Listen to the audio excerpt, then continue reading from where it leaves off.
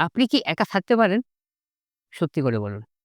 Phone ছাড়া, গান ছাড়া, কথা ছাড়া শুধু আপনি আর আপনার চিন্তা। কি অস্বস্তি লাগছে? খেয়াল করে দেখুন, আপনি যখন একা থাকেন, আপনার হাত নিজে থেকেই ফোনের দিকে যায়। তাই তো? কিন্তু কেন? কারণ নীরবতা সহ্য করা বেশ কঠিন। নীরবতা আমাদের এমন কিছু শোনায় যা আমরা শুনতে চাই না। ঠিক এর আগের ভিডিওতে যে আলোচনা আমি করেছিলাম, মনে করে নিতে পারেন এই ভিডিওটা তারই রেশ। আগের ভিডিওটা এত দর্শক দেখেছেন বলেই আমার মনে হলো বাকিটা শেষ করি। সঙ্গে থাকুন।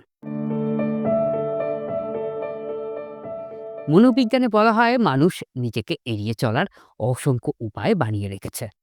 ব্যস্ততা, সামাজিকতা, কাজ, সোশ্যাল মিডিয়া স্ক্রলিং, এমনভাবেই আরো অনেক কিছু। আমরা ভাবি আমরা ব্যস্ত। আসলে আমরা কিন্তু পালাচ্ছি। কিসের থেকে? নিজের ভেতরের অস্থিরতা থেকে। একটা কঠিন প্রশ্ন করি। আজ যদি ৩০ মিনিট আপনার ফোন নিয়ে নেওয়া হয়, আপনি কি শান্ত থাকবেন? নাকি অস্থির হয়ে উঠবেন? এই অস্থিরতাই আসল সংকেত।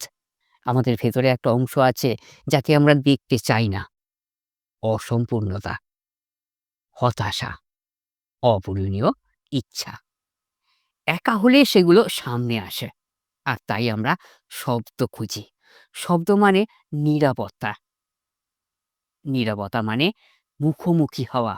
তবে এটা ভাববেন না, একা থাকতে না পারা মানে দুর্বলতা নয়। এটা মানুষের কিন্তু স্বাভাবিক প্রবণতা।